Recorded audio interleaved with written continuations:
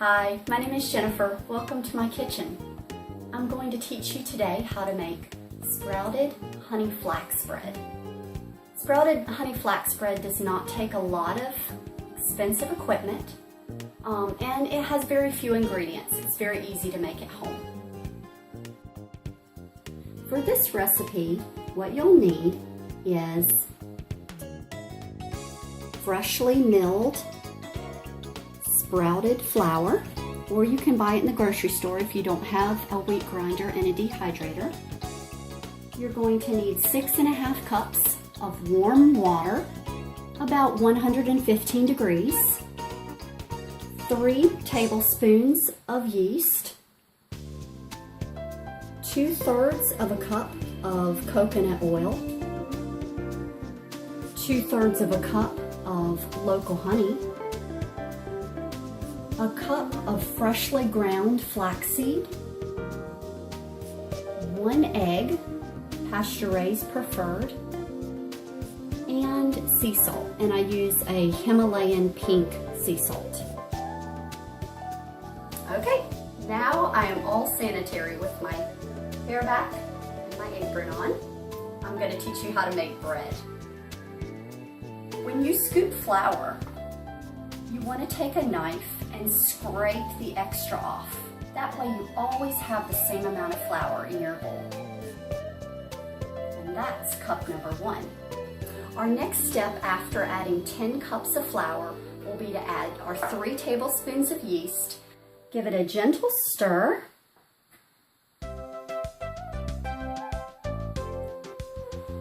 And 6½ cups of warm water.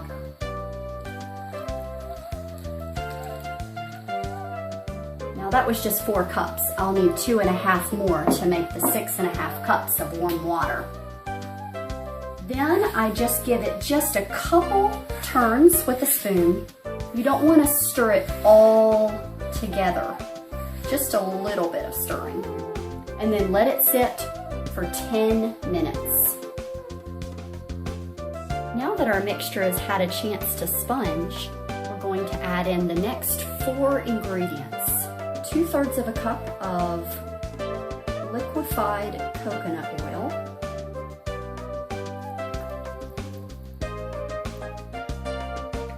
2/3 of a cup of local honey, 2 tablespoons of sea salt, and again I use the Himalayan pink sea salt, and 1 cup of freshly ground flaxseed. The reason why you want to freshly grind it is because it doesn't get rancid. So you want to grind it yourself if at all possible. Then stir all this together.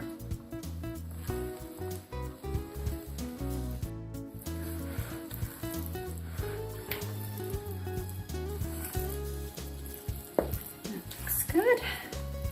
Okay. Now what we're going to do is add in 6 more cups of flour and 1 egg. And I do want to mention that depending on how hard it is to knead your dough, you might need some extra water. And that's partially because of the flaxseed, because the flaxseed binds so well, sometimes you need some extra water. So I do have another cup of water here just in case it's a little hard to knead. And the 1 egg. Now the next part is the fun part. We get to knead the dough. So for this, I'm going to take off my rings. What I like to do when I knead bread is first punch it down with my fists just to get out any of that extra aggression. No, just kidding. Just to mix the flour in a little bit so it doesn't go everywhere. So I'm just going to push it down, and I'm not going to put it down on a flat surface like some people do. I'm going to mix it right in the bowl. It makes it easy. Push that egg over there. Just kind of punch it down a bit to get that flour worked into the dough. And now to knead it, I'm just going to grab it on one side and kind of flip it in the middle and punch it down. Then I'm going to turn the bowl just a 1/4 way around, grab it on one side, bring it to the middle, and punch it down. And I'm gonna keep doing that. Quarter turn, quarter turn, quarter turn. Just like that. Grab it, bring it to the middle, and punch it down. See how it's almost starting to look like a ball? It's not clinging to the sides anymore. That's a good sign. When you get towards the end of your kneading time, you'll notice that it becomes hard to push down the dough to the bottom. It almost feels like it's resisting you, and that's how you know that you're pretty much done kneading your bread. I can only get about halfway into the dough at this point. Now we come to our second rising, but first what we want to do is dump all that sticky dough down onto a counter or a table for it to rest. So the first thing I did, of course, was to really give my table a good wipe with soap and water, and then pour down some oil. I find olive oil works the best, and just rub it all over the table.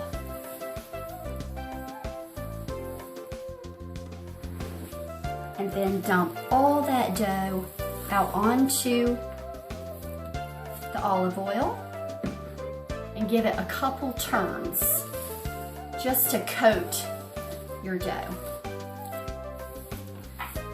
And then what I like to do is kind of tuck it under like a ball so that it helps the yeast to rise and really make the bread puff up.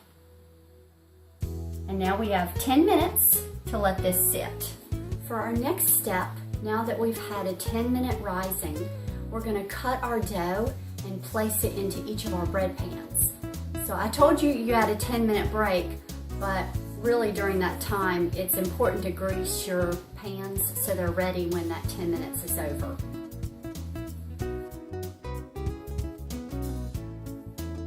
The next thing you're gonna do is just slightly flatten out one piece and then roll it up. You want the seam side here to go in the bottom of your loaf pan. Our next step after we've put all the dough in the bread pans is to let it rise anywhere from 15 to 30 minutes. The best way to rise, I found, is to turn your oven on 300 degrees and set the timer for 1 minute as soon as you turn it on. After the timer beeps, after that 1 minute, turn your oven off. Then your oven is just warm enough to rise your bread perfectly.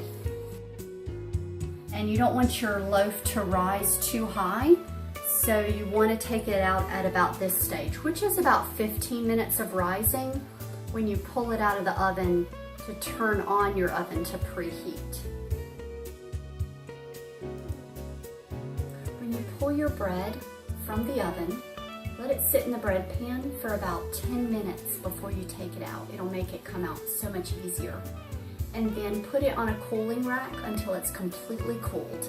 Then your bread's all done. You can slice it up and serve it to your family.